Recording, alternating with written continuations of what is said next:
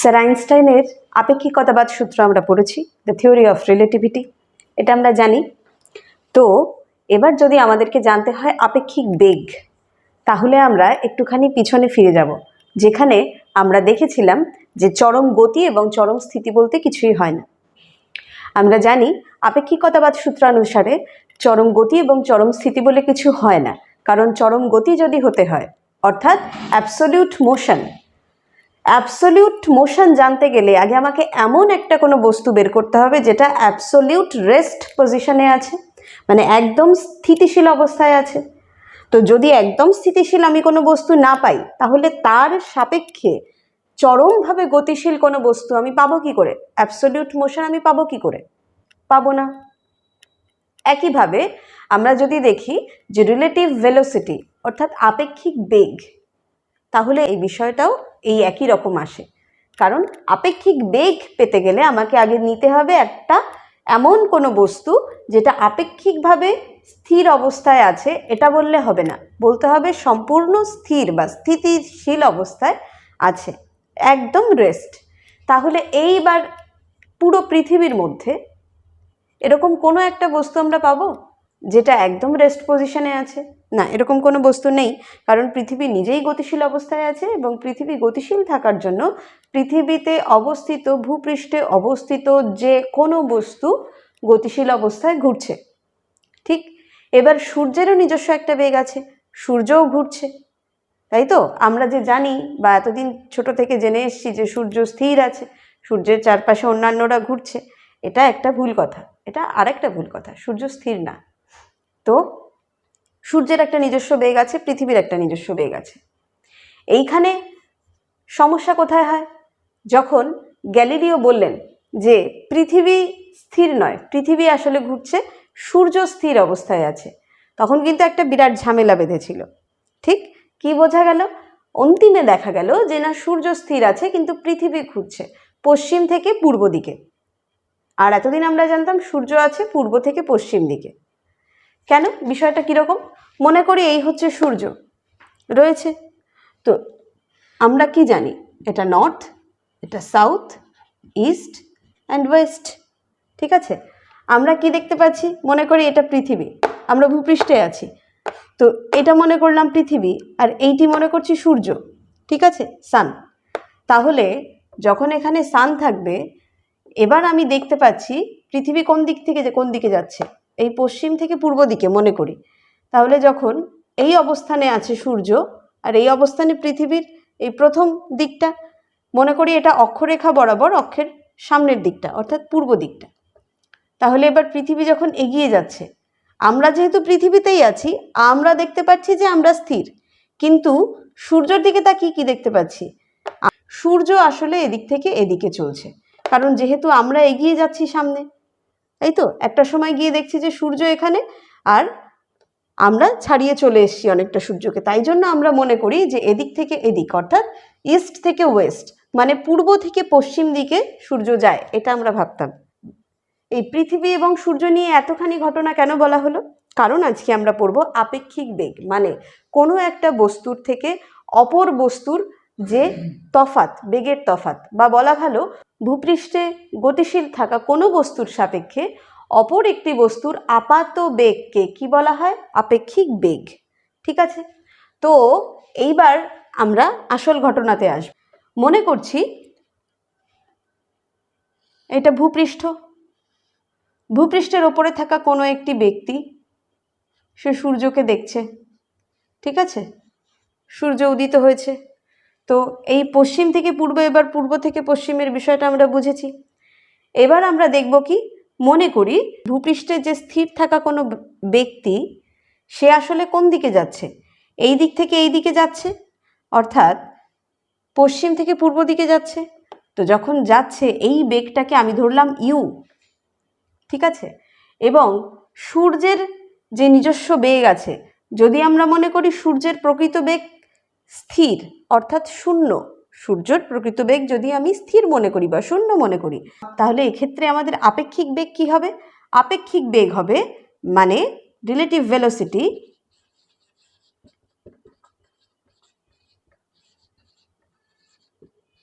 Relative ভেলোসিটিকে always W দিয়ে denote করা হয়। এটা একটা ভেক্টর ফর্ম, কারণ এর দিক আছে এবং মান আছে।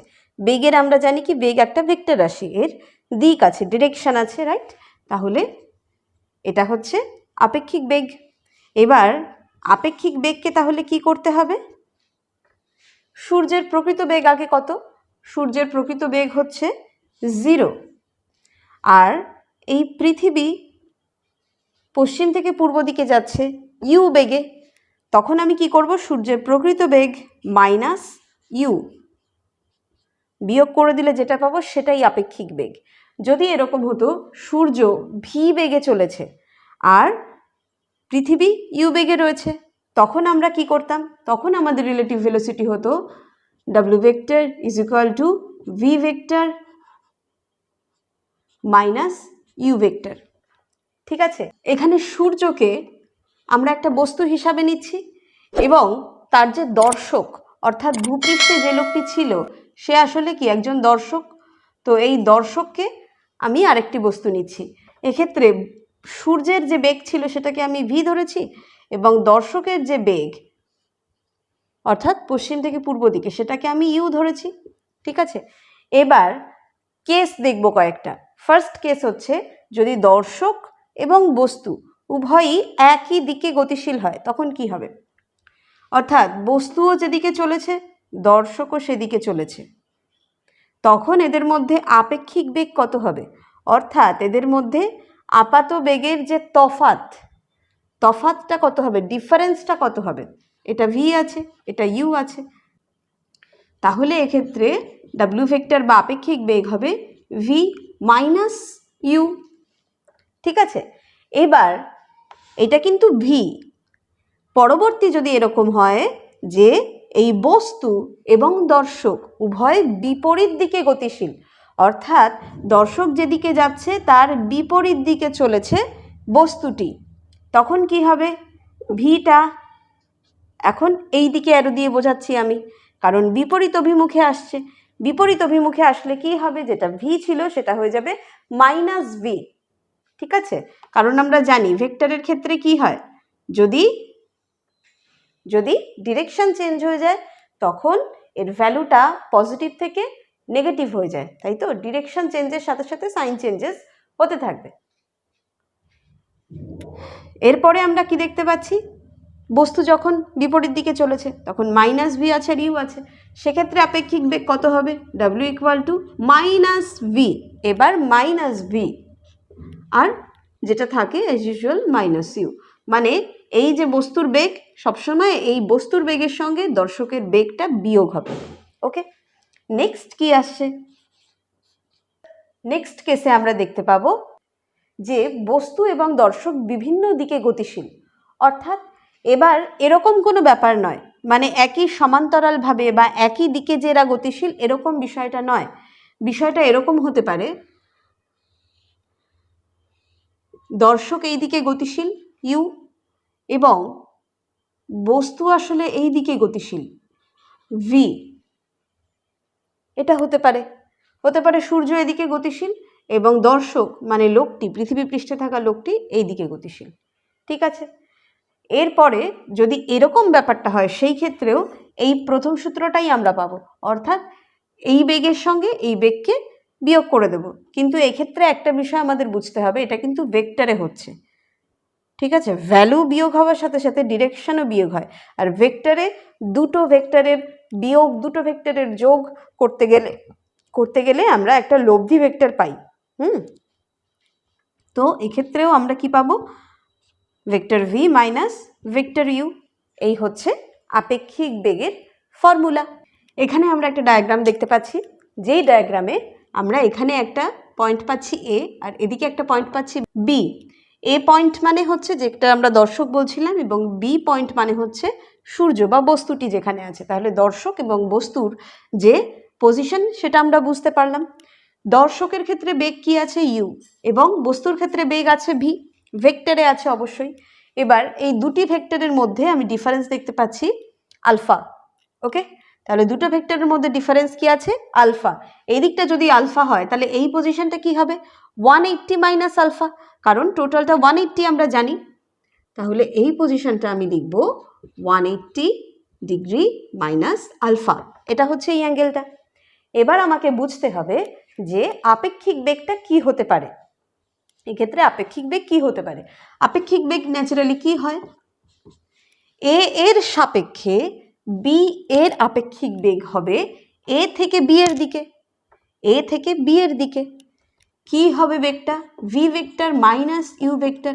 আচ্ছা, এটাকে আমরা এভাবে বলতে পারি, V vector plus minus U vector, বলতে পারি তো? তাহলে আমি কি বুঝতে পারছি এখান থেকে? একটা ভি ভেক্টর আর একটা মাইনাস ইউ ভেক্টরের লব্ধি আমাকে নিতে হবে। ভি ভেক্টর আর মাইনাস ইউ ভেক্টরের লব্ধি আমাকে নিতে হবে, নিলেই আমি সেই ভেক্টরটা পেয়ে যাব যেটা আপেক্ষিক বেগকে ডিনোট করবে এবং এ থেকে বি এর দিকে হবে। ঠিক আছে, কারণ এটা এর সাপেক্ষে বি এর আপেক্ষিক বেগ আমরা বের করছি। তাহলে আচ্ছা, ভি ভেক্টর কোনটা আছে? এটা। আর মাইনাস ইউ ভেক্টর, এদিকটা ইউ, ঠিক তার অপোজিট দিকে, মানে ডিরেকশন চেঞ্জ, এদিকটা হচ্ছে মাইনাস ইউ। তাহলে আমাকে যখন লব্ধি ভেক্টর বের করতে হবে তখন আমি কি দেখব? এই ভি এবং মাইনাস ইউ, ভি এবং মাইনাস ইউ এদের দুজনের লব্ধি একটা ভেক্টর, মানে মাঝামাঝি একটা ভেক্টর, সেটা অবশ্যই এখান থেকে পাস আউট হতে পারে কোনো একটা। আমি ড্র করে নিচ্ছি চটপট। তো এবার আমি যে লাইনটা দেখতে পাচ্ছি এটাকে আমি ও পয়েন্ট দিলাম, ও থেকে কোন দিকে? সি। ঠিক আছে, বিন্দুটা আমি সি দিচ্ছি এবং ভেক্টরটা হচ্ছে কি? ডাব্লিউ ভেক্টর, মানে আপেক্ষিক বেগ। এটাই হচ্ছে ভি এবং ইউ এর লব্ধি। দেখো, সামান্তরিক সূত্রানুযায়ী আমরা করছি, তাহলে সামান্তরিক সূত্রানুযায়ী যদি আমরা করি তাহলে এর লব্ধিটা কি পাবো দেখে নিচ্ছি। ও সি ভেক্টর মানে ডাব্লিউ ভেক্টর। ঠিক আছে, এর লব্ধি বের করছি, মানে শুধু ভ্যালুটা আগে বের করছি। তাহলে ডাব্লিউ ইকুয়াল টু কী পাবো? রুট ওভার সামান্তরিকের সূত্র অনুযায়ী যেটা হয়, মানে V square plus minus U এর হোল স্কোয়ার, মানে শুধু ইউ স্কোয়ার আমি লিখতে পারি। আচ্ছা, প্লাস 2u ভি কজ এই অ্যাঙ্গেলটা, তাই তো, 180 ডিগ্রি মাইনাস আলফা। এখান থেকে কি পাচ্ছি আমরা? V square plus U square plus 2u V cos 180 degree minus alpha. Cos 180 degree minus alpha, এটা মানে কি? এটা মানে মাইনাস কজ আলফা। তাহলে 2uv into minus cos alpha হলে প্লাসের জায়গায় কি চলে আসে? মাইনাস। তাহলে আমি মাইনাস লিখলাম, আর হলো 2uv কজ আলফা।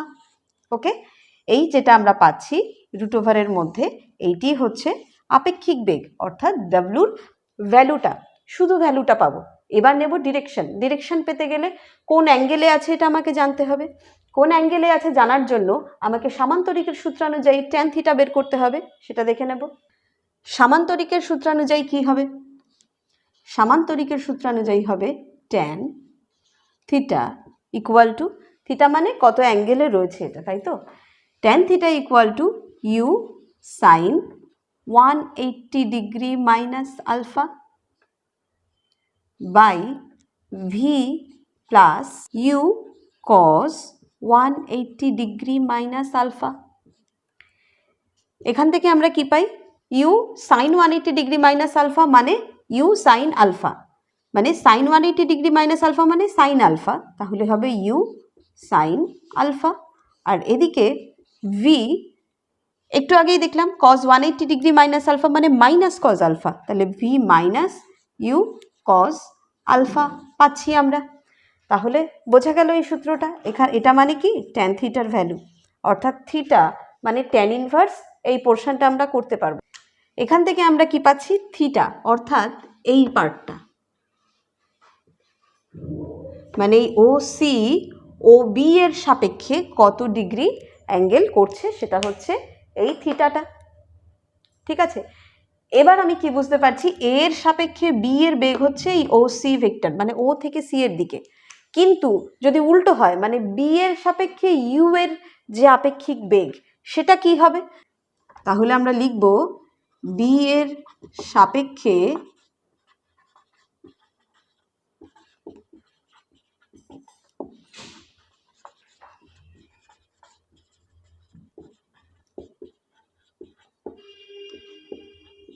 বি এর সাপেক্ষে এ এর আপেক্ষিক বেগ হবে কোন দিকে, সি থেকে ও এর দিকে, মানে সি ও ভেক্টর।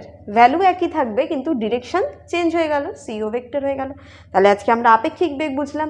এর মাধ্যমে আমরা কি জানতে পারবো, কোনো একটি বস্তু বা কোনো দুটো বস্তু যদি গতিশীল অবস্থায় থাকে তাহলে একটি বস্তুর সাপেক্ষে অপর বস্তুর বেগকে কি করে আমরা ডিফাইন করব, কি করে আমরা নির্ণয় করব, সেটা আমরা পেয়ে যাব এইভাবে। অবশ্যই এটা ভেক্টর ফরম্যাটে বেশি ইউজ করা হয়। ঠিক আছে, ভিডিওটি ভালো লেগে থাকলে লাইক, সাবস্ক্রাইব অ্যান্ড শেয়ার করে আমাদের সাথে থেকো। আজকের মতো এই পর্যন্ত, ভালো থেকো।